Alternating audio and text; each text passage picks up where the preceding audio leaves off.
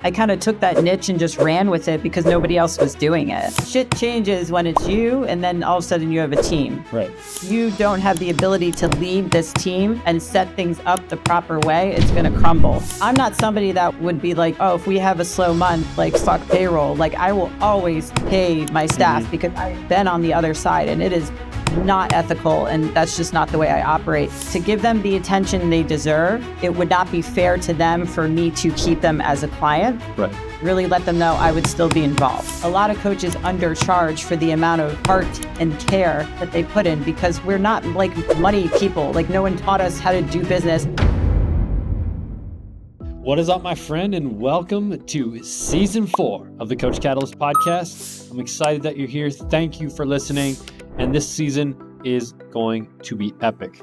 My name is Trevor, and I'm the host of the Coach Catalyst Podcast. Kicking it off this season is the one and only Ali Gilbert of Silverback Coaching. Now, Ali started in golf fitness, but she's transitioned into the queen of men's health. And yes, it is the queen of men's health. One thing that Ali has done really, really well is branding. You're going to see pink everywhere when you see Ali. And we talk about all of that, how she went from golf fitness into men's health, how she's built a juggernaut of an online business, how she's transitioned from being the coach to having other coaches and her role in the business shifting. So if you are thinking about building an incredible online business, Ali Gilbert is one to learn from. So I hope you enjoy this conversation with the one, the only, the queen of men's health, Ali Gilbert. Ali, welcome to the Coach Catalyst Podcast. Thank you, Trevor. I think this is my second time. I know. In 3 years, 2 years. I don't even remember. Very few people get to come back twice. And so you are one of the special few. It's awesome. No, this is great. So we wanted to have you back on this season because this season is all about online coaches, and you've built an incredible brand in the online world. How old is the business, online business? How many years? So roughly. It's kind of like asking someone how long have they been dating and they don't know.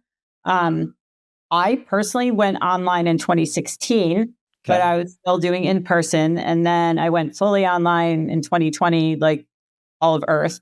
Right. But it made it easy because we actually moved to Florida anyway the year after. But I would say Silverback Coaching as an entity with my coaches and everything is about 3 years old. So, I mean, you guys have really accelerated over the last 3 years. And I mean, give me an idea on what your staff looks like now. Like it's you plus who else? Well, they look like absolute statues of a human. So. You may have the most jacked staff on the planet, but they are ridiculous. It's 3 coaches, Ryan, Brian, and Jim, and myself. And then Anna is our COO. And then we have, a content team. We've got business team. Everyone has all their people, but the core crew is the boys, Anna and I. Is this what you set out to build from the beginning, or is this what just grew out of a passion for helping really men? So it totally grew. It was kind of accidental. And I always tell the story so when I went online in 2016, that's when I was specializing in golf fitness. Mm-hmm. And the only reason I did that is because people this was Facebook, because Instagram, no one really talked. So people on Facebook were asking me, how do I work with you? I'd like to coach with you. And I'm like, I don't know how to do online.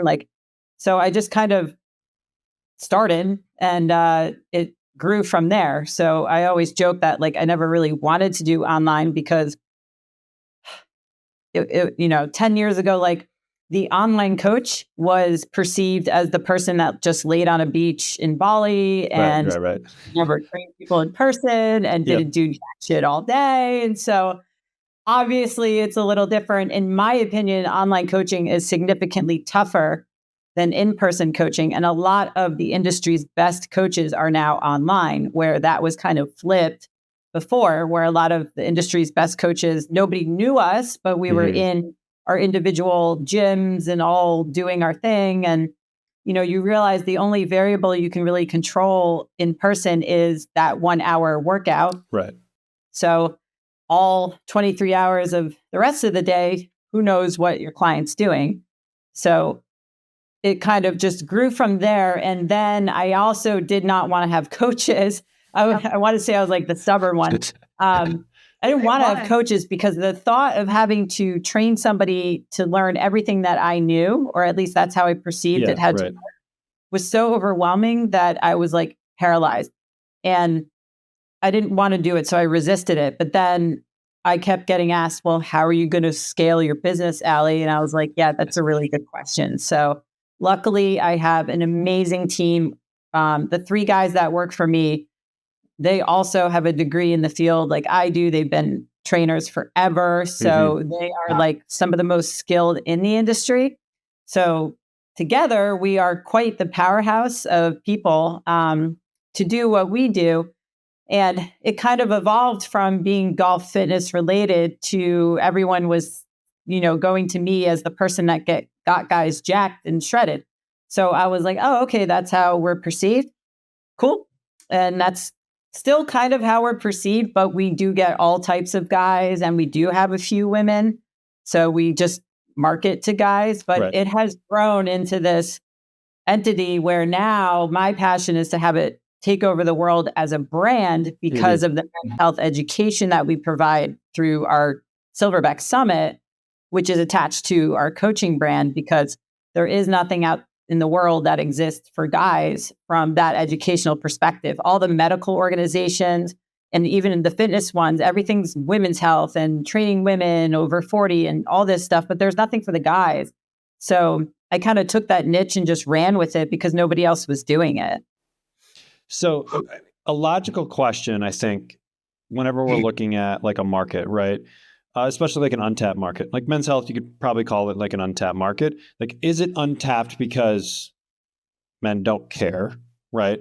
Or is it untapped because someone doesn't care enough to really go after that market, right? Because if you look at the fitness industry, or let's just call it like the training industry, by and large is heavy female, right? I would probably argue like 70-30 people that purchase actual training, personal training, that kind of stuff, definitely lean more female.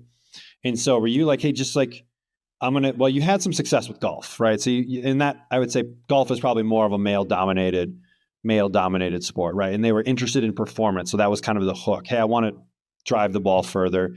And then they're probably realizing, well, I'm just way out of shape and I'm overweight and this or that. And if I fix that stuff, I'll actually be a better golfer too. So did it just kind of evolve like through those means, or was it a different kind of pathway?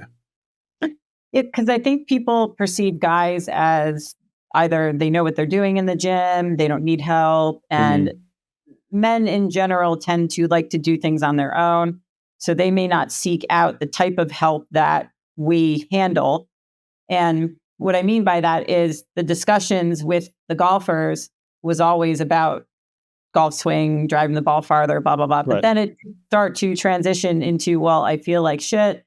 I want my golf shirt to look better on me. How do I get rid of my belly? All that stuff. And I realized that guys have the same body dysmorphic issues that we do. They struggle with the scale like we do. They're afraid of carbs like we are. And I was like, no one talks about this with them. And obviously guys don't talk about this socially like women do. Like women can go out and just complain about their body. And it's like a social norm. But like if you see guys complaining about their body in a restaurant, like that's weird. So they don't talk about it, but it's rampant. Like body dysmorphia is rampant among both men and women. So I think people just kind of assume that guys are cool, like no need to tackle them. All they want to learn is how to get bigger and hypertrophy, when actually there's a massive market who wants to live longer and show up as the model for their kids and also set the standard and just feel better in their own skin. And with that comes confidence. And with that comes a level of respect that they command. And they don't want to be the guy whose stomach hangs over their pants. They don't want to be the guy who's thought of as lazy because he's fat, like stuff like that. So I think that's probably why, because women do chase fat loss a lot, but so do guys. It's just not something that is discussed as much, but it is getting better now. And then when you bring the hormone side into it, that definitely is not discussed with guys as often as it should be. it is very socially accepted for women to talk about menopause and HRT and, even birth control, which we know now is horrible for women, but guys talking about TRT, like, oh, that's taboo and so highly stigmatized that it's not as big a conversation. Right. That's interesting. And there's some more I'm going to come back to on that one. My favorite thing about Coach Catalyst. One of the things I love most about Coach Catalyst. There are lots of things I love about Coach Catalyst. And the reason why I love Coach Catalyst is that the accountability off the back of that is simplicity. The support is amazing. It allows me to give so much of me to my clients. It's the drip feeding of content. I can schedule lessons for my clients in advance. Game changer for freeing up time. It gives me my time back. It's so simple and so easy. Hi, I'm Kane, the founder of Coach Catalyst, the #1 accountability and communication software on the market today. We help coaches just like you keep their clients accountable and scale their business beyond what they've ever been able to do before. So if that sounds like something you want, let's take a look at how we can help. So Coach Catalyst was built on the 4 C's of coaching. Those are content, communication, community, and consistency. So for content, you need to go beyond just workouts and deliver the whole experience for the client so they get the results they deserve. For communication, you need to own your communication. If you don't own the communication, you don't own the client. So make sure you stop texting clients and use a centralized platform. For communities, get off of Facebook groups and take ownership over your social group with Coach Catalyst communities. And for consistency, the foundation of all results for clients, we took the best-selling book Atomic Habits and built all these fundamentals right within our app that's going to guarantee to get your clients the best results possible. If you want to start using the 4 C's with your clients, content, connection, community, and consistency, make sure you run over to Coach Catalyst and start a free trial today. Did you give yourself the brand, the Queen of Men's Health, or did that just come about throughout the process? And it's cool if you gave it. I'm just curious. I did not. My dear friend, and I call him my older brother, Alan Cosgrove, nicknamed me that. And he's like, you should put that in your Instagram bio. And I was like, okay. And it just stuck because it's funny. Yeah. But I've had people troll. I have a lot of trolls. Thanks to our friend Ryan McGinn. Right. But I have had people troll me. They're like, who nicknames themselves that? And blah, blah, blah. And I was like, well, it wasn't me. So. But either way, so that's one thing that you've done really, really well.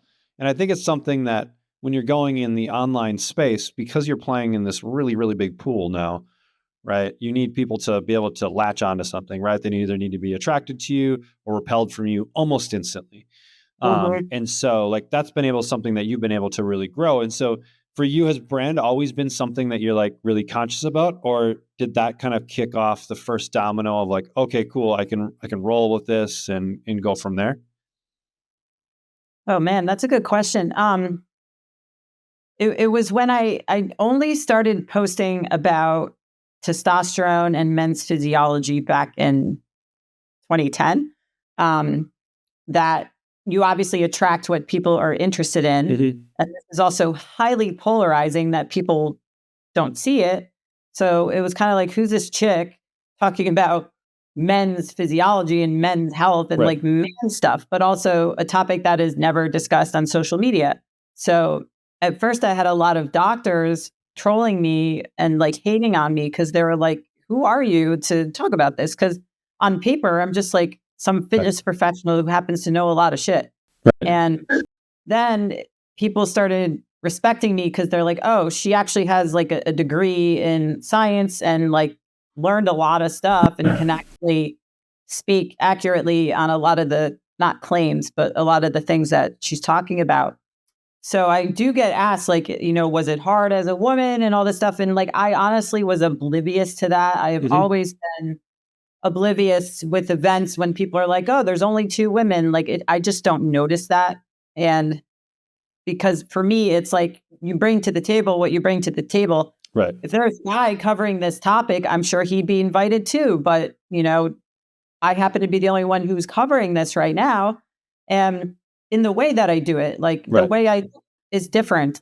I have a mohawk. Women don't usually have mohawks. So I think my whole personality and demeanor is what amplifies a lot of what I talk about. And I just talk about it very unfiltered and openly because you know me for a while. I'm the same in person as I am on social media. I don't know how to create a different persona or image to deliver this information. So I do it through humor and I do it through direct delivery. So I've always been me, and people are like, just keep being you. But I also see as like, I invite everyone to come in this world too. Like there are other women who have been like, you know what, I'm very interested in learning about men's health or coaching men. And I'm like, come, everybody come, because there's plenty of people out there. Like it's not a competition. I would love for more women to get in this because I feel guys do open up to the empathetic female side a lot more easily than some dudes. So that was kind of like a tangented, long-winded response. But I mean, you've amplified the brand too. Like, for example, like the color pink, right? We see it in your background here. If you guys are watching on YouTube, if you're listening to the podcast, like Ali has pink lights in the background. She's got Ali Gilbert that's in pink. And if you ever see Ali talk on stage, she's probably wearing some sort of very loud pink thing, whether it's pants or a full jumper or whatever, right? And so you really embraced like that color too. When did you decide that like, hey, I'm going to own pink? Or was it like, hey, I just love pink and I'm just going to wear a lot of it? So originally my colors were black and blue because I was like, well, it's guys, so it has to be blue, right? Because, pink is girl, blue is boy. And then I don't wear a lot of blue. Like my favorite color is hot pink. So I found myself wearing more hot pink and always gravitating towards it. And I was like, you know what? Fuck it. I'm just going to make hot pink and black work for men's health. And it has, because like the guys are like, yeah, real men wear pink. And, it is fashionable for guys. Like you see a lot of guys wear pink shirts in their suits, stuff like that. So I kind of just ran with it, and nobody really is like opposed or repelled to the fact that we're hot pink and black. Nobody's questioned who we work with because of the colors. So, but it does make you stand out in a marketplace, right? Like you've, I think, owned that color enough where if someone is familiar with the space, right, and they see someone on stage and they don't even say who it is, but they see the color, they're like, oh, that's probably Ali Gilbert, right? Or that's probably Silverback. And so that's one thing that watching kind of your journey, I've seen like, wow, she's done a really good job of one, being you. So you're kind of sticking to who you are, but then just amplifying it, right? And just kind of owning these certain aspects, like the color. Like it's something really simple that you can own that's really distinct. So I think it's just super, super, super cool. No, thank you.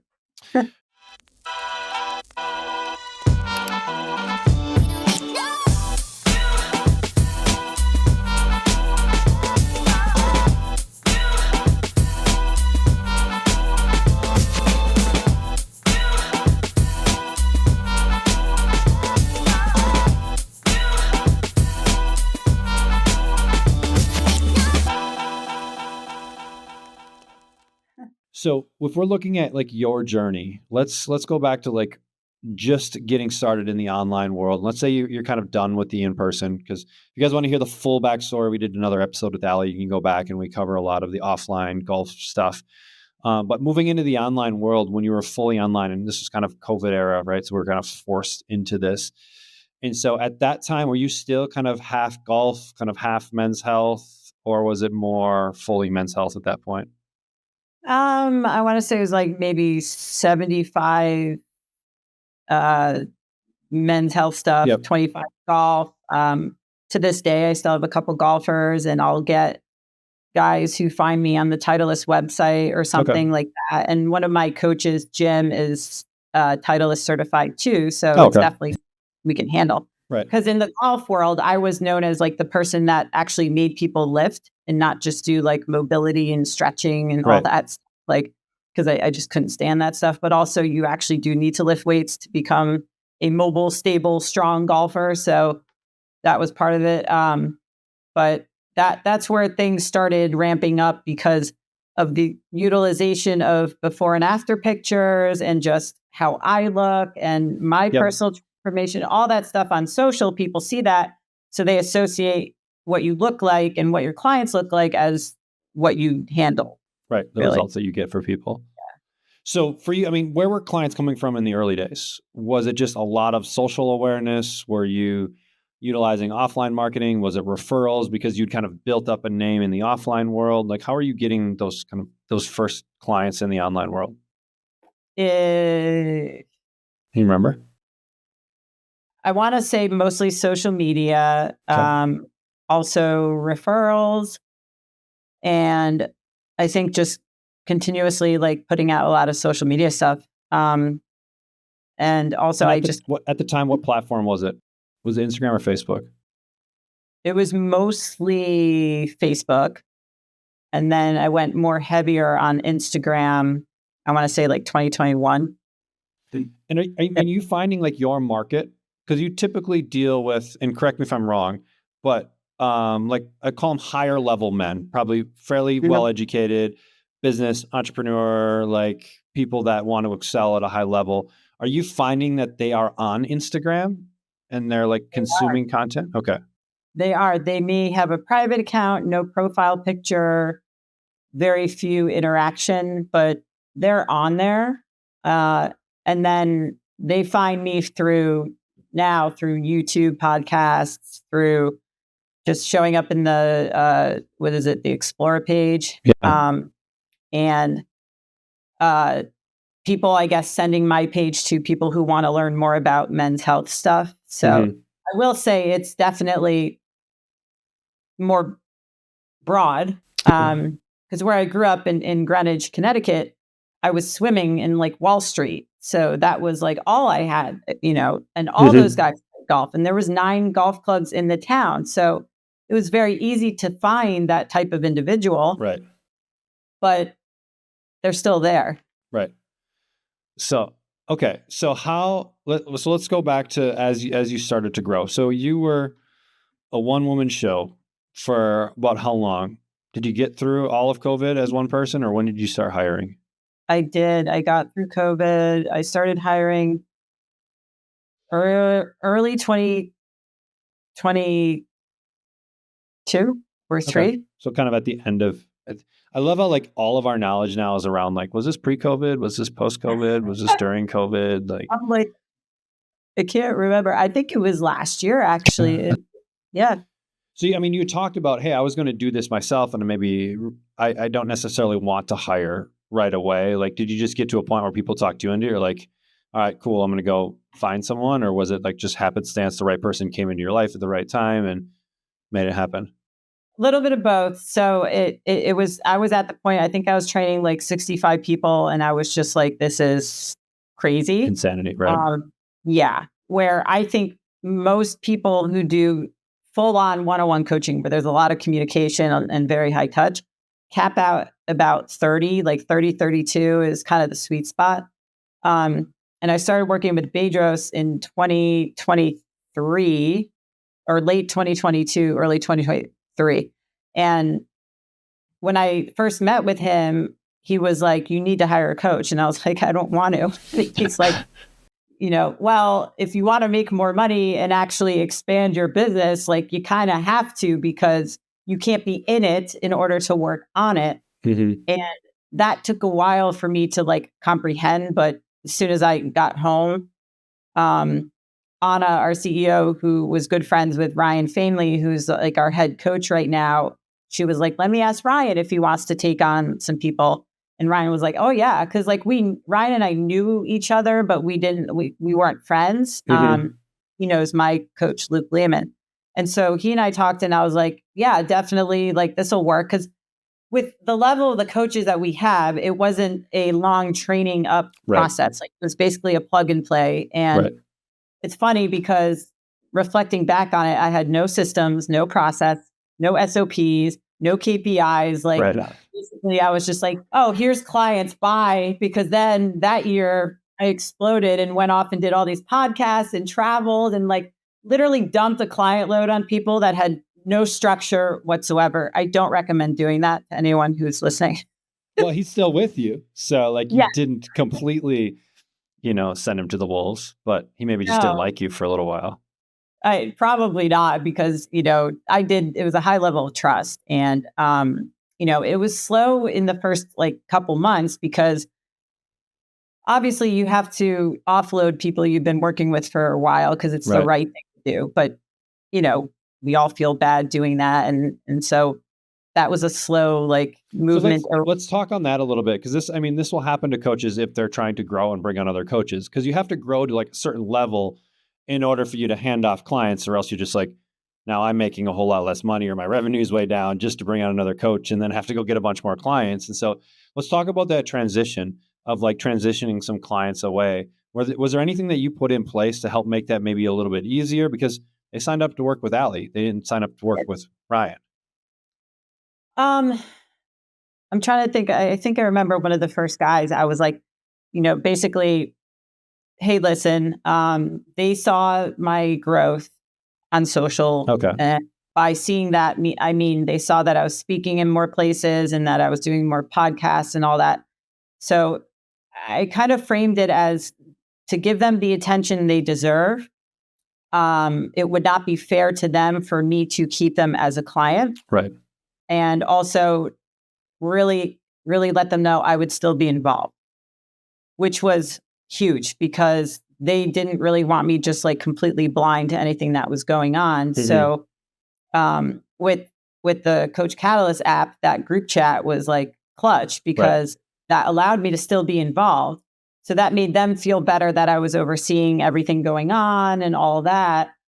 So I think that was one of the main things because it wasn't like see you later. Right. Thanks for your loyalty. Bye. Right. It was more like, trust me with this person. I've been training him, because at that point, I think I had been talking about stuff with Ryan for like a full month. Okay. So, and his credentials. And also, this is something for coaches to take note of on discovery calls or application calls or anything. So when I do calls and I talk to people about our coaching, I let them know, hey, my coaches we're all in our 40s. Ryan is 51. Because they perceive online coaching as a 22-year-old from YouTube University with no credentials whatsoever. So setting that precedent and explaining that I am actually pairing you with somebody who's really good. Mm-hmm. And Ryan, I would say, is way better than me at program design and all that stuff. So that was also leverage because I was like, yo, you've been with me for like 3 years. You got to be sick of me. This person is going to get you results that I probably would never get you. Mm-hmm. And that's where you have to bring the ego down, right? Because you do want to hire people that are better than you. You want to be surrounded by, killers and telling them like, hey, like you're going to do stuff that's probably different. It's going to be very similar because we have the similar educational background. Right. But it's going to be like next level where, your results will elevate. And they did. Thank God, because otherwise I'd fire him. No, I'm kidding. But, setting the standard of what the expectations are and the fact that it's not a breakup and all that. And honestly, if your clients know that you're growing your business, they should be happy for you. Everybody was very happy. Everyone was excited. They know what comes along with business growth because many of them are business owners themselves. So.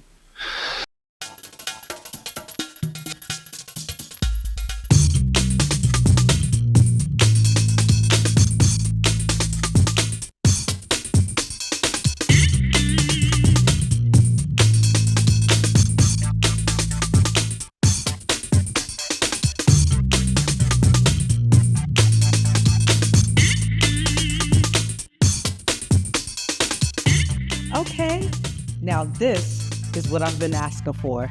Listen, when you're a thick, fit girl like me who loves to eat and lift, the scale isn't always your friend at tracking your progress. And that's why I'm so excited to tell you about the Zozo Fit app. This is the part I love. Right from your smartphone, it takes a 3D scan of your body, then delivers you a 360 view of your body with all of the measurements and body fat percentage. How easy is that? You can also use the calorimetric comparison feature to track your different scans over time. Now, this is a great way of tracking your progress and creating a workout plan that addresses your goals. So, all right. So you're starting to kind of offload people. At this time, what were you charging for? Because this is all one-to-one coaching, correct?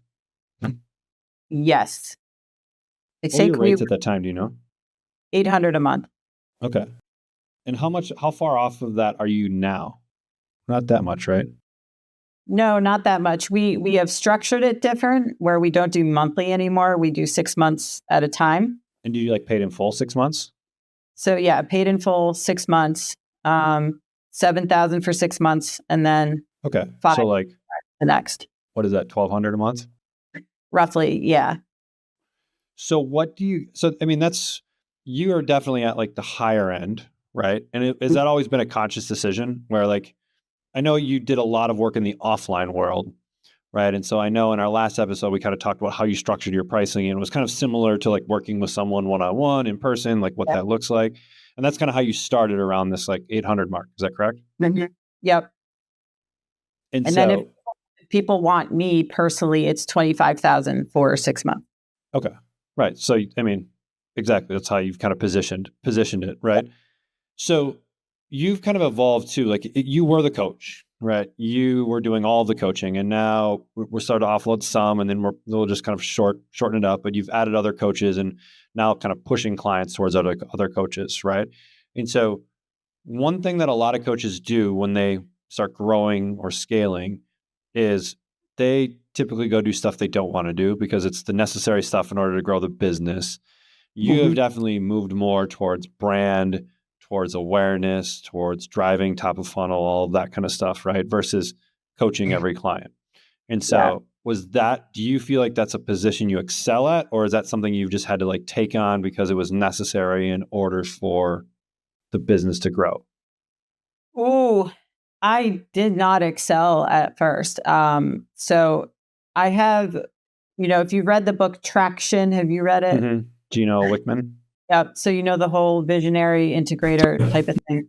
I'm definitely a visionary. When it comes to setting anything up to make shit happen, I am useless. But I had to not be useless. And shit changes when it's you, and then all of a sudden you have a team. And when you're responsible for people's rent, for people's car payments, there's a whole other level of pressure and responsibility, to the point that it's like, hey, if you don't have the ability to lead this team and set things up the proper way, it's going to crumble. And with the rapid rate of growth that we had, I realized that.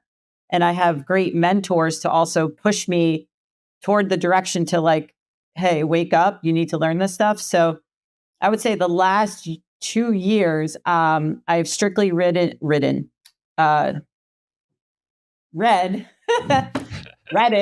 it's Friday, strictly read business books. I've invested in business mentoring and coaching. I have literally just confronted that head on because it did not interest me at all. Like I just didn't care. And now I have to care. And now I understand you have to show up as a leader. And honestly, being older now, like I'll be 43 in a couple of weeks. It was like, oh, people look up to me as a mentor now. People look up to me to lead them, towards XYZ. So I was like, I have to actually show up as that. So that comes with having very difficult conversations sometimes, because I'm somebody that like, I don't want people mad at me. I want to keep the peace. I hate difficult conversations. I've had to overcome that, learn how to frame it to people, because if somebody on your team is not doing what you need them to do, the longer you allow that behavior, then the worse things get. So it's kind of like if you never potty train your dog, then he's just going to keep going to the bathroom in the house. So if you don't confront things quickly, and I think the phrase is like hire slow, fire fast. If you don't confront that stuff quickly, then it's like a relationship. The behavior continues, you start resenting people, and it doesn't end well. So being able to be very open and direct with my team is a benefit, I think, of maturity and age, everything with all of us. But it allows you to understand what goes into running a business. Like you have to be aware of your money. You have to be aware of what people's job roles and responsibilities are. And if you don't know, you need to ask somebody. I did not know like the role of a CEO. I don't know what I'm supposed to do, what I'm not supposed to do. I don't know how many times I'm supposed to have meetings with people. Like I didn't know any of that. And now we have structured meetings. I meet with Anna every week and we go over like the big rocks and stuff that has to get done. But if you don't care about any of this stuff, then you're just basically going into a gym and just picking whatever you want because it looks nice. It's the same type of thing. You're just winging it. So there's two routes you could have gone. My wife always corrects me with could have won. I don't remember which one it is. Is it gone? I don't know. So there's two directions you could have. So you went the route of turning more into the business aspect, going marketing, sales, awareness, brand, that piece. Some coaches will go, I'm going to be the coach. I'm going to be kind of the person that implements, and then I'm going to build the business structure around me. So I bring in the person, the marketing, the sales. Like Ben Mayfield Smith is a really good example of this. Like Ben wants to do the educating, Ben wants to do the coaching, and then he has Brooklyn, he has other people in his corners that handle the marketing and other aspects of it.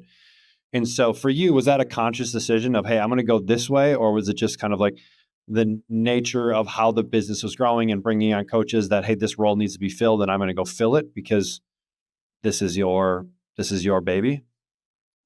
It was a conscious decision because, number one, having coaches on your team allows you to work on many other things. So if I'm not coaching, then somebody can handle the social media, somebody can handle doing application calls, somebody can handle all the other stuff that people have no idea that goes into running a business. A lot of the day-to-day, they probably think I just sit by the pool and play with my dog. I wish. But also, it was actually just this year that it really hit me that I'm not a coach anymore, even though I am, but I'm not. That's not my primary role in my own business. And Gino Wickman talks about how like the visionary can feel kind of like left behind when they bring on a team and give them responsibilities because you're no longer really the only person making decisions, even though you do make decisions, but now you have a team to help you make decisions. So that's when it really hit me like, no, I'm actually an entrepreneur that needs to focus on entrepreneuring and being the best leader and CEO of a company that I can be so that this can grow and not worry about coaching. Like I haven't done any coaching education like for myself or really be involved as much as I used to be. I still coach people because I do enjoy it. So that's why my price point's so high because my bandwidth is so stretched. So I only have 5 people right now, but I don't want to take on a huge roster because our guys enjoy the hell out of a coaching. Like they love it. They love the aspect of online. And it's not like I hate it. It's just more, if I accrue a huge list of people that I'm handling, it's very difficult to do when you're also trying to grow the business and you're not home and you're speaking and all that. Like my biggest joy is going to events and speaking. That's like my favorite thing on the planet. If I could only do that, I would only do that. Have you always known that's been something you've loved, or did that just kind of come of doing it? When I was 22, I attended my first NSCA event. And I was like, this is badass that these people are on stage, like talking about their passion and all that. And I was like, I'm going to do this before I'm 30. And when I was 29, I got to speak at the NSCA finally. And then I just fell in love with it. And I was like, I just want to get so much better at this. And I went to speaking school a few times and studied speaking books. And, now the way I speak has evolved to where I watch a lot of stand-up comedy because the delivery of a lot of my jokes is based off of things I've seen in stand-up. Because it's fun for me, because it's also providing something to people that they don't get anywhere else unless they're watching me on a podcast or something. But, it's different. But I really love talking and meeting people. Like, even my DMs, like people are like, this isn't Ali. I'm like, no, it's me. Like, I'll leave them a voice memo or send a video. And they're like, why are you talking to me? I'm like, because I like it. Right. So, but that's kind of a good lesson of like leaning into the things you really enjoy. Because now you can go to conferences, you can get on stages, and it's something that energizes you versus feeling like, oh, I have to do this in order to, keep growing the business and keep growing the brand, where it's, hey, I love doing this aspect and probably love that more than the actual like hand in coaching with people. And so now you find those people that love that day-to-day coaching and helping dudes get incredible results. And then that makes the team really function well because everyone is in kind of the correct seat, right?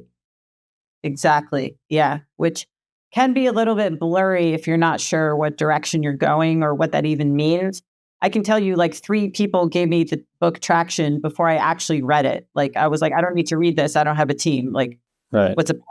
And every time I've read it, I think I'm on my 4th time reading it now. Like it hits different and you pick up something because you're like, oh, even if you're not a huge corporation, like we're a team of 5 people, but it still plays a huge role into how you structure meetings and how often you should pay attention to certain things, especially, running a business. Cause it's like such this crazy world of like, do I use Stripe? Do I use this processor?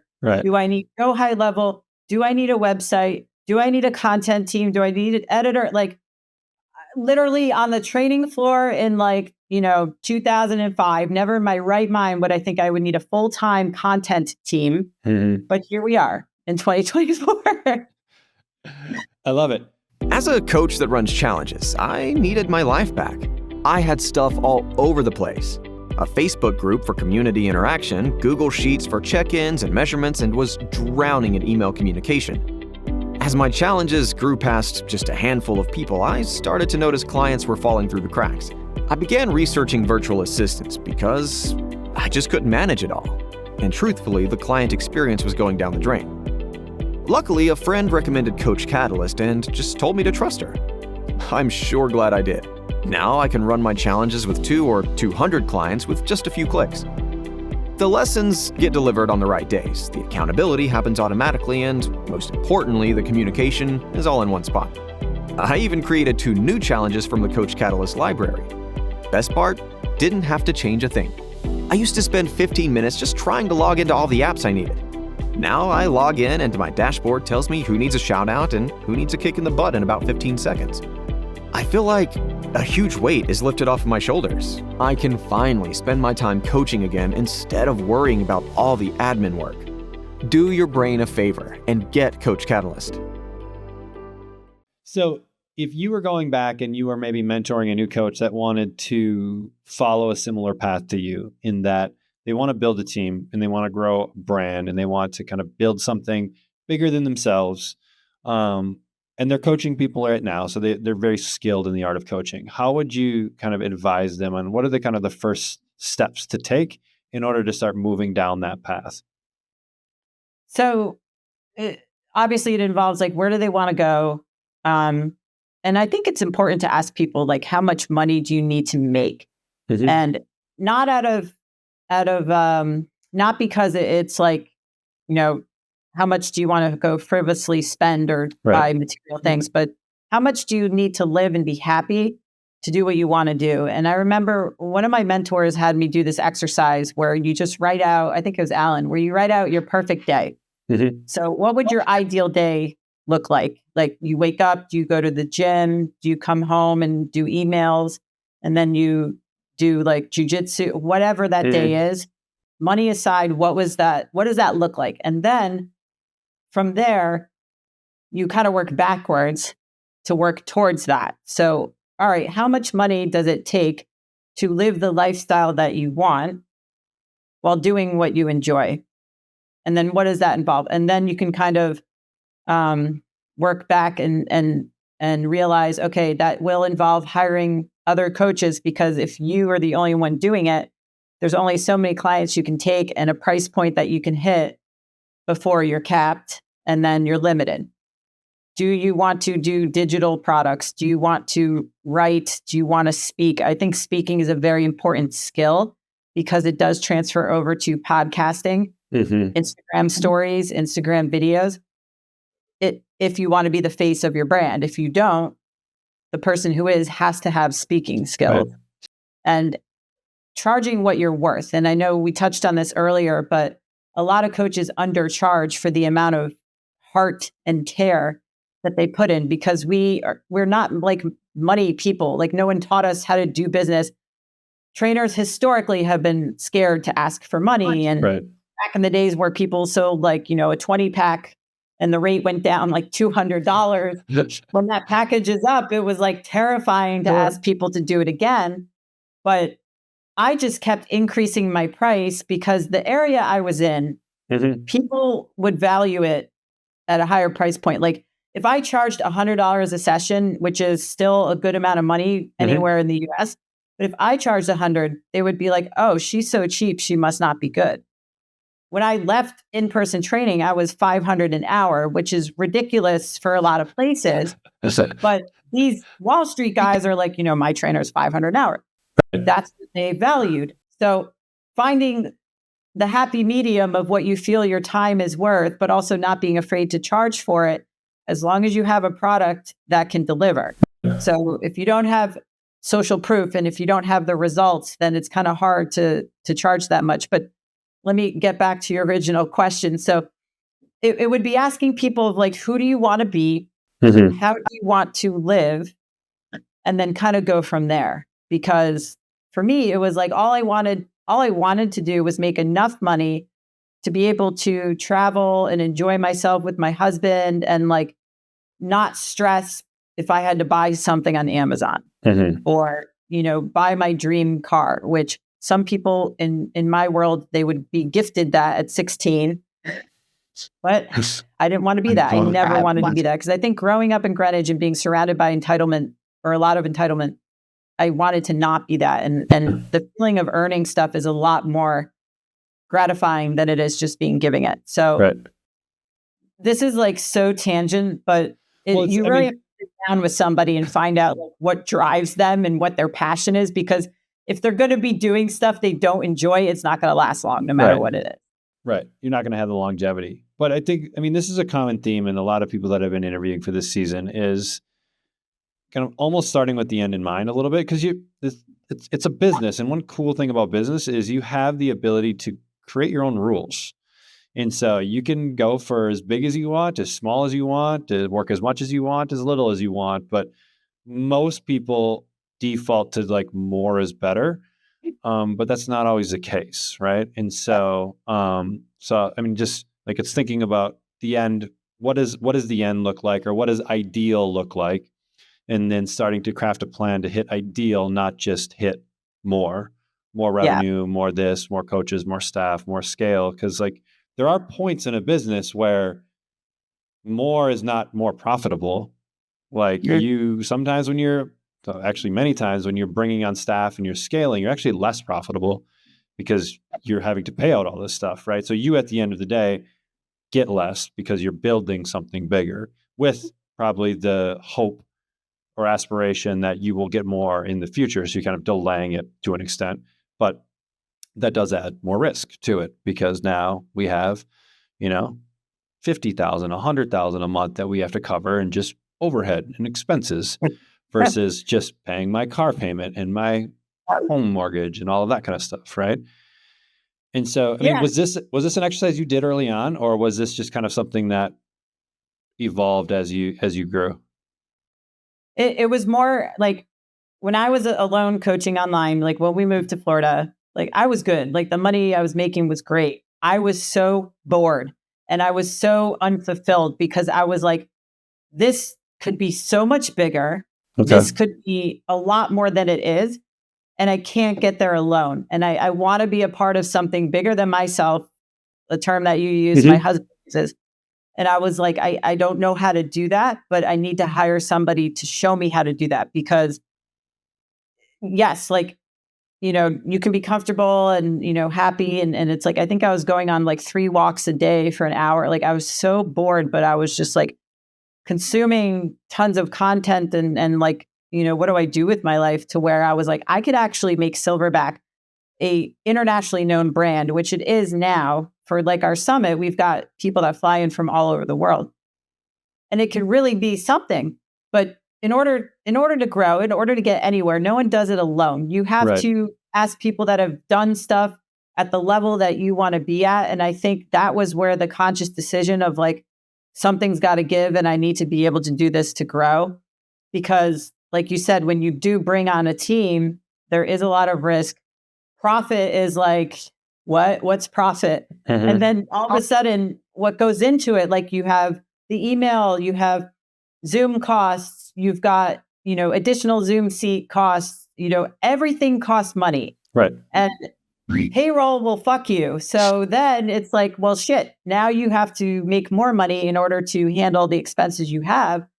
And I'm not somebody that would be like, oh, if we have a slow month, like fuck payroll. Like I will always pay my staff because I've been on the other side and it is not ethical. And that's just not the way I operate. Luckily, we haven't been in that position yet, but I think people take on a lot and they don't realize, but it's like the more money you make, the more you have to spend in order to get to the next level. So like with Ryan McGinn and his team, I wasn't at a point where I could hire them yet. And then when I was like, all right, this ship is going to be, a rocket ship. And now it's awesome. And now I can't see life without it. It's like if you fly first class for the first time, you can't fly coach anymore. Like you can't live without that. And so, you have to set your business up in a way that it can continue to grow and be on the right trajectory and make sure you handle everything and find where the deficits are.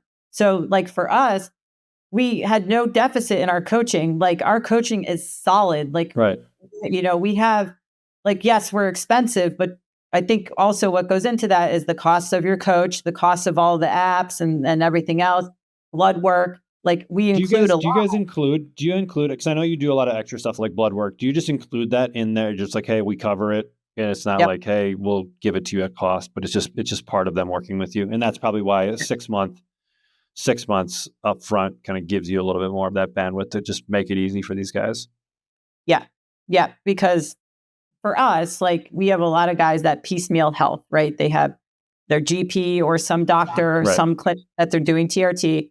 They're following this nutrition program they found online. They have a coach maybe doing programming, and then they're trying to bring it all together to make sense of it. Whereas we're just like kind of one stop, so that the program now is solid. The fulfillment is great. Like, our guys are no qualms. Like we survey our clients to make sure they're happy, which I think people should definitely do because it can be scary to ask people like, how's our coaching, and do it anonymously.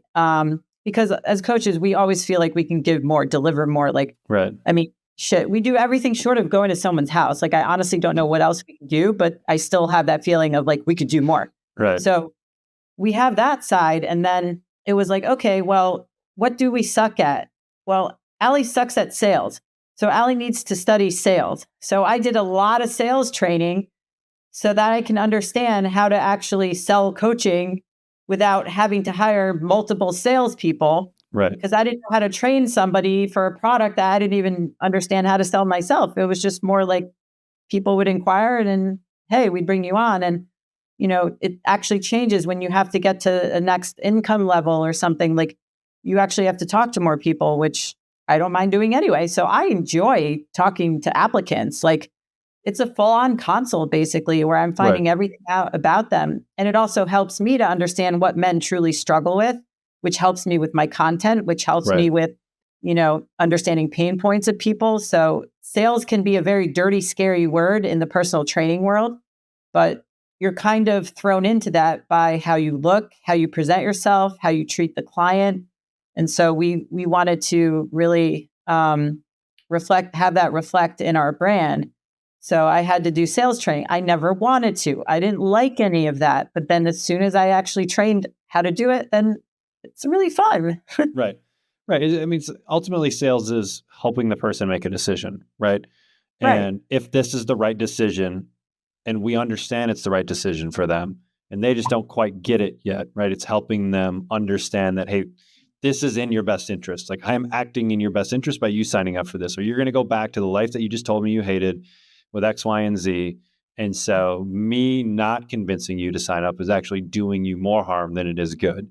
Or at least showing you in a different light where you can understand that this is going to be something that's going to be beneficial for you. Yeah. I think obviously, unless you sell to somebody, like my business coach now, Mark Coles, made a great analogy. He was in the Maldives with his wife. And when you get there, they upsell you on like certain experiences, like massage or whatever. But if you don't know those exist, then you can't buy them. So if people don't know what your program's about, they may not buy it. So I think the part that is conflicting for coaches is that sales, they kind of use that interchangeably with scam. So the only reason you would scam somebody is if you sell them something that you don't deliver on. that's scammy, but we're literally changing your life. The only way we can do that, I'm sure we'd all do it for free if we could, but unfortunately life doesn't work like that. But 100% we would do it for free, but we just can't. So the only way that I can do this for you is there has to be that exchange and there has to be a conversation. So if I was like, Trevor, come work with us, we'll change you into an action figure like Chad. And then you paid me and then you didn't hear from me for 3 weeks and you'd be like, what the fuck? Right. Yeah. I'd recommend this to any coaches or even clinicians out there that are looking to build a business around a product that they already really believe in. As a brand new user, just being sold on the streamline of being able to put everything in a centralized location, anyone that is just fumbling with Google Sheets to Facebook messages, group messaging, text messaging. For anybody that wants to be able to coach their clients, many times you use different tools and resources, and when you try to manage that, even on a Google Sheet or on regular technology, you're limited on duplicating the data over and over. I think if I'm going to, recommend the app for anyone, it's going to be myself. If I want to take my business to the next level, so definitely looking to do that in the near future here. Everybody can really benefit from it. I use it in the rehab sphere, but I also utilize it in the training thing. You can do the same thing with nutrition, right? There's so many uses for it. For everybody, coaches, clinicians, anyone that kind of works in the industry, chiros, PTs, trainers. This is one simple solution that we can create to all of our users and all our clients. So if you want to create a way to systematize your business so you can scale, I have not seen a better product for that.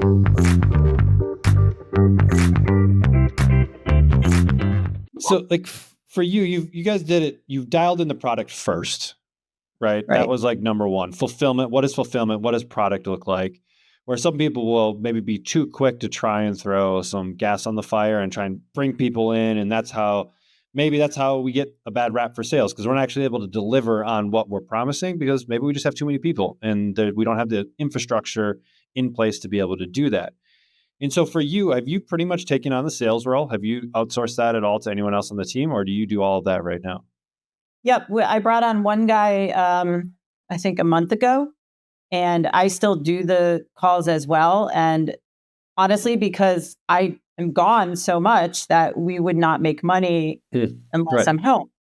So I do enjoy it and I still do it, but I did have to bring somebody else on just to help out with that. But it was different. Like when I was doing, I was at the point I was doing like 10 a day. I was like, what? I'm not a coach.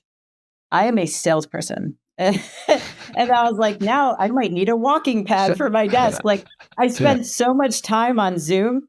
I think I had 4 protein shakes a day because I was just like, banging them out, on Zoom calls. But it's like a perspective shift, right? Like you could either see it as something negative or you can see it as like, you're helping more people. You're helping your team members live and support their families, and you're supporting you and your family, and you're living out your passion. So to me, that's where, that's what drives me. And I truly do enjoy these calls. Like, even if somebody doesn't buy, I'm just like, wow, I got to know somebody and what their struggles are. And maybe when they're ready, they'll come back, you never know. But it is a shift when you go from coach to completely different role. I mean, in person to online was a shift for a lot of coaches because you would get like 14,000 steps a day to now online coaching. You're in a chair. Right. Huge. Yeah. Were there any books or anything that really helped you when you were making the transition and like, hey, I need to get better at sales? Or were there any courses or mentors that you felt like really helped? Or is it just a lot of reps? Mark Coles, he'll be at Silverback. He hammered me with sales. Like I record all my calls and he would review them and provide the most direct, ruthless feedback in the world. But I like that. Like if somebody does not tell me what I did wrong, I can't change. Reading Alex Hormozi's book, $100 Million Offers, that actually validated what we do and what we charge for me, because it's different in the online world. Like in Greenwich, I was used to being higher priced, but in the online world, sometimes it is sticker shock for people. Right. And then when they find out everything that we include, they understand it. But the way to frame it and the way to offer somebody like something that's just the most desirable thing. That was very helpful. The book Ask, I think it's Ryan Levesque who wrote that, How to Ask. And Rocket Fuel, which is also a Gino Wickman book. And, just understanding how to empathize and talk to people. Like the skill of conversation is a very lost art in the real world. So luckily I trained so many people in commercial gyms. I had to talk to so many people for hours and hours. Like I can talk to the wall and I'll be okay. But other people are not privy to having that experience, especially people born in like, when, Anyway. Yeah, that's just one of those, a lot of people kind of hate on maybe the big box gym, but to have to spend a year or a couple years in that environment really helps you develop a skill set that you don't really get anywhere else. Like you're talking to a lot of random stranger people. You have to find clients. You have to convince them to work with you, being a 20-year-old, 22-year-old. I think there's a lot of, you really can cut your teeth in that type of environment that sets you up. You don't realize it then, but it's setting you up for success 5-10 years later because you were forced to work on this stuff. You totally don't realize it. And I tell anyone who wants to get in the training business, go work at a commercial gym. Because like you said, you get out, you're in front of so many different personalities, so many different orthopedic issues that you learn how to cue people so that when you get someone online who's like, hey, I can't like lift my arm this way, then you know how to work around it.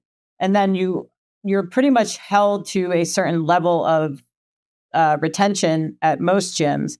I mean, how awkward is this? Like one of the first gyms I worked at, we had to do this process called a handoff, where if it was someone's like, the first free session that they get, it was either the first free session or when their sessions were up or something. We had to end our session near the front desk and then get them to go talk to one of our managers. And that transition was like the most awkward thing because it's like, Trevor, that was a great job. Let's go talk to Joe over here about what you're going to do next. Like when you're 23 years old, like how do you even articulate that? And people would like run to the locker room or we get in trouble. And I'm like, how am I supposed to what am I going to run after him in the locker room? Like it was the most awkward thing in the world, but it taught me how to actually, show up a certain way in sessions to make sure people would continue, but also like, it's so awkward. Like, hey, talk to Joe. He's going to ask you to spend a lot of money on me. I hope you enjoyed your first session. Like, oh my God, it was just so cringe. But yeah, now I'm like thankful for that because it gets you in, like, there's tons of awkward moments in business and then just kind of prepares you for that. Well, it helps you feel more comfortable in weird and odd. Like the more diverse of experiences you can have, right, then less things catch you by surprise. It's like, oh, okay. Like if I can talk to, grandma and get her to buy a 20-pack of personal training or have I can do this, right? It just kind of builds that level of comfort and tolerance. What is your what's your client load now? So you guys have 3 coaches, right? You have 5-ish clients. You have a handful of clients. So what do you feel like is your cap? Like how many people can you guys handle with that type of infrastructure? For our guys, I want to say they can because they've got their processes. Like we've worked very hard on like, what are the deliverables? What are we going to provide people? How often? All that stuff where it's not chaos all over the place. Cause I think a lot of coaches operate in chaos because I did. And it was more, you feel like when someone messages, you have to respond right away. It's no different than a text message. But we do have limits, like they must respond within 12 hours. Otherwise there's like, a penalty of some sort. They're usually like right away they respond. But I don't think they can handle more than 40 people each. And they're all almost there. So we will be hiring. But I think to be able to provide like what you say that you're going to deliver is huge. And you have to provide it at the level that you promise the client, which is also huge. Because if anything goes sideways, it's always going to be your fault. And that's also something for anybody who is running their coaching business.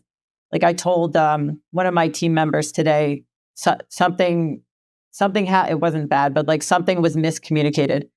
So it was a prospective client, and I took the blame for that, even though it wasn't my fault at all. But I always tell my team members, I will take the hit and make sure that it's put on me. To that client. You are the one, like it was my fault to the client. Yeah. Yes. Like, or if anything, right. outside of something like ridiculous, but like I will always put it on me because that is, in my mind, the right thing to do to protect your team. Right. But also, if something wasn't communicated correctly or done in the way that you wanted to, it's your fault. Right. And it was my fault. So the prospect didn't know that. I still put it on me because it was my fault, because I did not communicate effectively to the team member what I wanted them to do. So that's on me. So anytime that people are not doing things the way that you want, if you don't say something and handle it, you'll resent them. But also you have to understand they may not have been trained by you the way that you want them.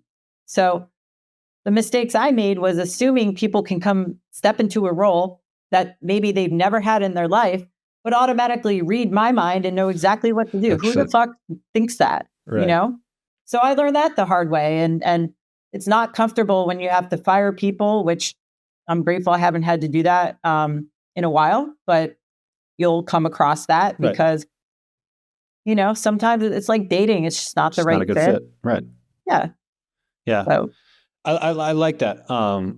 It's just taking ownership, I think, is a huge piece of it when you are starting to build something, right? Because if someone doesn't do something the way that you want them to do it, and you haven't communicated with them the way that you want it done or the way it needs to be done, it's on you, right? But if you've communicated it and they understand it and they acknowledge that they know what to do and then they don't do it, right? Then it's a conversation. But I think a lot of times, this is very common with new entrepreneurs, is we just we're so busy, right? And we have too much on our plate. So we just try to offload a section of it. And we're like, okay, cool. If I just offload this, then I'm done and I can go do more other things. And then you're just going to do it the way that I do it because I hired you. So you're kind of like me. When it's they don't think that way, right? No matter who you hire in a business, you will always care more about your business than anyone else in it. That's just the nature of what you're building, right? In anything. You talked a little bit about deliverables. So tell me a little bit about what your guys' deliverables look like when we're talking about $1,000, $1,200 service a month. So I have to be careful because we have people grandfathered in at prices that don't include some things. But, now and going forward, because our price will be going up again. It does include the cost of blood work. It does include a visit with the physician. It includes the management of that, which is done strictly by me. So I will sit in on the sessions with the client, with the physician, because we want to make sure people realize that everyone's on the same team. So if we have Trevor on a keto diet for whatever reason, hey, Dr. So-and-so, Trevor's going to be on keto for the next 4 weeks. This may reflect in his labs, which would show a higher lipid profile in cholesterol and stuff, and then also maybe some issues with glucose. But we're going to rectify that by doing XYZ in his training. So please don't freak out when he gets blood work done and this happens. That way, the client is not hearing conflicting things from one person and then another from us. They actually, in real time, can experience the fact that we're all on the same page and we communicate at a high level to where these practitioners understand training, they understand nutrition and lifestyle stuff. So if someone first gets, they get labs right away when they come in, if somebody, waits or whatever, then it may be reflective of that program. If someone's unhealthy and they get labs right away, there's a lot of things that can be fixed through diet and training because we do that and we know that. So we have to relay that to the client because they're so used to being thrown a pharmaceutical fix and it's not a pharmaceutical fix, and nor do the practitioners do that because they know they're with a competent individual. What doctors may do, if they see someone with very high hemoglobin A1C or high blood glucose, they may try to medicate it knowing that the majority of the United States is not going to exercise and eat well. So that's a big part of it. And that involves supplements, making sure we're on the minimal effective dose, because I don't think people love taking supplements. I mean, who likes taking a lot of pills? And helping them navigate that as to, this is why you don't buy it on Amazon, but this is why you buy this one. And then the communication is done pretty much every day. So in the app, we communicate with clients every day. We also do Loom reviews. We also do Zoom reviews. Pretty much, like I said, everything until showing up to your house. We have a lot of guys that travel, some guys who are on planes every week. So we will modify programming to reflect a hotel gym, or if they need to take time off because they're in Europe or something. So at the drop of the hat, sometimes these guys get called to fly somewhere. And so what do we need to do to detox from jet fuel for flying and all this? So much goes into it. And then obviously the nutrition, we use Chronometer for that to monitor trends and everything, and basically make any tweaks if necessary off of that. And then update the client as to where are we going. So our guys will program well in advance, knowing what the path is, modify if they have to based on travel or something changes, a life event or whatever. So basically we manage them in a way like they felt stuck when they came to us, and we unstuck them by providing a seamless integration of the blood work, the nutrition, and the fitness, so that it can time collapse the results so that they can start feeling better, looking better, all that stuff. How often do you do blood work with them? Is it like once every 3 months, or you do it like once a month? It depends, which is the worst answer. But so everybody gets it when they come in. Right. So now sometimes clients just got it done with Merrick Health. So whenever they're due again, that's dependent on the practitioner. So like say if a guy goes on TRT, usually they do labs after 3 months. If someone's really struggling with certain specific issues, it might be every 3 to 4 months. Right. Typically it's twice a year. So sometimes clients just like running labs, and I'm like, slow your roll. You don't need to do that way, but typically it's twice a year. I like it.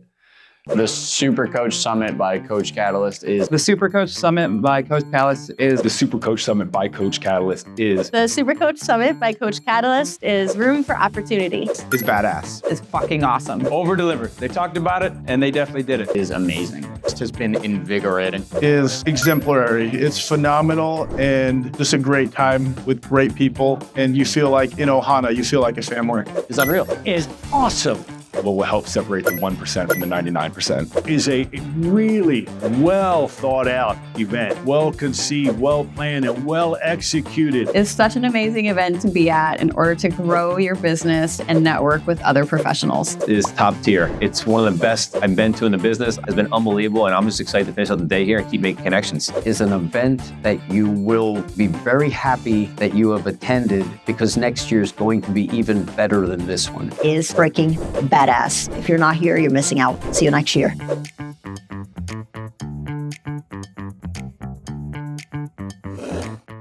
So you're dealing with fairly highly, let's call this highly skilled people in a business or professional world, right? So they've excelled in this aspect. They haven't been very successful in the maybe health and fitness world. Or maybe they were at one point, but now, that took a backseat to a lot of other things. How are you getting compliance, right? Because they haven't been successful up to this point. And they're probably not successful because they don't know what to do. These are smart individuals, right? They haven't been successful because they haven't made it a priority and executed it the way that they need to in order to get results. So how are you helping get really good compliance with these individuals that haven't been successful with this aspect for a really long time? They know that we're not fucking around. So another part of what we deliver on is if they have an issue, say they're like, I don't have this in my garage gym. Okay, let me connect you with a distributor who can get you this for wholesale price or whatever price. Throw it in the gym. I need to get this surgery. I need to get this, that, whatever. Like we have a client in Australia who's coming over here. He wanted surgery in the US. Within an hour of telling me this, my husband got hold of the LA Lakers doctor and got him in with our client. So it's also kind of the jump the line card in various areas. of their life that they realize, okay, this is worth something, and it's maybe not something they can access. They have their level of connections in their world. We have ours. So with the compliancy, I will say, so the people who are unsuccessful are the ones who think that if they just hit pay now and throw money at it, results will appear. And they don't do work. Because I think every coach, and I'm happy to be transparent about this, every coach has dealt with someone, they pay, they don't log anything, they don't track anything, you have no idea if they're training, they don't respond. And we will stalk you, we will email you, we will loom the hell out of you, we will type in the chat, like, again, everything short of coming to your house. And I don't get it. And we have had people say, you know, well, this didn't work for me because I didn't, you know, get XYZ. And I will go through all the data that we have, give them timestamps of when they were given XYZ. They just didn't execute on it. And they backtrack. And then they're like, you're right, it's on me. So there is a level of, I don't want to say entitlement, but where people think they can throw money at something and get a result. Similar to when someone hires a trainer in person, they think, well, if I just train 5 days a week with somebody, that equals results. Well, there's a lot of other work that goes into it. The other guys, they see the level of respect that we hold for them and the high standard that we have for them, which elevates their standard in themselves because someone believes in them. So they want the accountability, but they don't need the hand-holding, but they want to be known. They want to know that they're being taken care of. They're being led down the right path. They're being informed. They're being communicated with. They're not being ghosted. They understand where the program's going and what is happening. And I think because people at this level are used to being updated frequently and wanting to know what's going on, if we provide that to them, then they feel like there's trust. Plus, the responses that our coaches give, like, this is not me like, you know, oh, we're great. But it's like the level of detail that goes into the responses. Sometimes I'm just like, man, I'm so glad I don't coach anymore because I can never duplicate this. It's fantastic. And their ability to pivot whenever a client needs to pivot, whether, you know, they have a random injury or like something happens, we always have a solution. We have a solution for every excuse. If you go out on a business dinner, send us the menu. Text us when you're there. If you have a crisis, like, we are there for you. And they respect that. So, I love that. I love that. What's next for Silverback? You're coaching. You've got an event now that this will be your third year of the event. Yeah. Right. Third year of the event. So, I mean, like, what's next for Silverback? We will be hiring more team members. I just renewed with Mark for another 7 months. So he will continue to elevate my game of entrepreneurship. And why are you laughing? I love, like, I've renewed with my business coach. So this is going to be like, we're going to explode this thing kind of thing. Oh yeah. I love it. It's more because he's so ruthless. Yeah. He literally opened my eyes to the fact that, like, you're not running a business. You're just, like, you know, jogging a business. But where he laid out what his plan is for me, and then that's just a multitude of different hiring things and system stuff like that. And then continue to expand to have a mastermind eventually, which will include branding, coaching, speaking, reading blood work, and then also collaborating with MDs and other practitioners. Would that be mastermind geared towards other people that want to coach men or coaches that want to coach men? Or would it be like kind of men in more of like maybe more of a business branding sense? So it would be for coaches and practitioners like NPs or whatever, because they want to understand the nutrition and the training side of that. So that's where I would involve, like, Ryan would teach a lot of that stuff. I would teach the branding business stuff. And then Silverback Summit will continue to be a thing and grow. And that's my passion project. Like, that's my baby, where I bring together all my doctors, business coaches, fitness, nutrition in one room. And that will eventually branch off into, like, Silverback Mastermind weekends, where it's a tight-knit group of people, like in an Airbnb type of deal where like 10 people who want to get the most out of everything from each practitioner or speaker. And then hopefully take Silverback Summit International because there is a demand for it in the UK and Australia. Right. So there's a lot planned, and being a visionary, I've got 11 billion ideas. And I think like the 4 words my team hates hearing, but they love hearing is I have an idea. Spoken like any true entrepreneur and their team. You walk into the room, into the meeting. Hey, I just want to shoot this thing by you guys. I want to see what you think about this. You know, let me, gosh. So I love it. No, this is awesome. And I'm excited to see the future because I've seen what you've done so far, and the past is usually indicative of what's to come. And so you guys ultimately, I think first and foremost, have an incredible product. I think that's where a lot of the stuff starts, right? So as a new coach getting started, like being great at what you do, I think is always number one, right? We just need to be good at what we do. And then once we're there, I think for you, you've done some really good things around branding, where you're creating a really unique brand, right? You're very well defined in the niche that you've created, and that who you're serving. Like it's really clear on who you're serving as well. So then that makes everything easier, right? Branding easier, it makes messaging easier, it makes content easier, all of that. And so, no, I think it's been awesome. Thank you. All right, well, let's wrap this thing up with some rapid fire. So, taco, burrito, or quesadilla? Taco. Okay, I like it. If you come back as an animal based upon your personality, what kind of animal do you come back as? A unicorn. Love it. I love it. I love it. Any gadgets, any tech that you've gotten or used for like under $100 that you use a lot? And if you can't think of any tech, then give me like a book or something recently that you've consumed that's been very beneficial. So what I use at home for when I sleep is a white noise machine, which you can download white noise apps, which I use when I travel, but there's something about having like a physical machine that you can find for super cheap on Amazon. And earplugs are like game changer. If you travel a lot and you don't know if your hotel room will be near the elevator or there will be a party or something.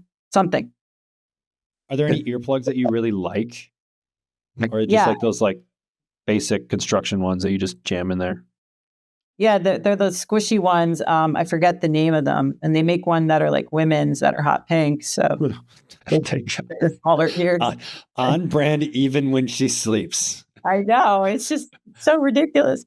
I just totally forget the name of them. But honestly, traveling with those, they're disposable. So it's not like you have to reuse them. And literally game changer. Do you do an eye mask too? I don't. I probably should, but I don't. Okay, cool. All right. Anyone on the planet, past or present, that you would like to have dinner with, break bread with, have a conversation with? This question always gets me. I always feel like I know the answer and I don't. But honestly, like I would love to have dinner again with my mom who passed away in 2016, not to get like morbid, but that's what I would love. But yeah. I love it. Cool. So Ali, if people want to find out a little bit more about you, where do they go? The Ali Gilbert at Instagram. Do you have a bunch of like fakes now on Instagram? No, I don't feel special yet, I guess. Not yet? Okay. Yeah, I'm not that cool. I mean, it's hard to like duplicate me, but if you're going to steal all my shit, sure. I remember when Ryan McGinn had like 15 accounts that like copied his stuff and kept tagging me and stuff. And I'm like, what's going on? And I'm like, when am I going to be cool enough to people make it? All right. So it's the Ali _Gilbert. Yes. Because everything Ali G was taken because of Borat. Yeah, it's true. That's true. Awesome. So Instagram is the social of choice at this point? It is, yes. Cool. And then Silverback, is that just Silverback? Silverbacksummit.com, yep. Cool. And I think when people are listening to this year will already have happened. And so you typically do it in the fall, correct? Yeah, we've been doing it in November. So next year, hopefully by the time this comes out, I'll have the dates for next year. Sweet. It's awesome. We'll throw all that in the show notes. So Ali, I really appreciate you coming on again. Thank you for having me. Thanks so much for listening to another episode of the Coach Catalyst podcast. If you are a coach looking to do more for your clients than just workouts, give Coach Catalyst a test drive. Try it for 14 days. Jump on call with your personal strategy coach, Ashley, and see how easy technology can be, all for free. Tell them Trevor sent you. Until next time, keep changing lives.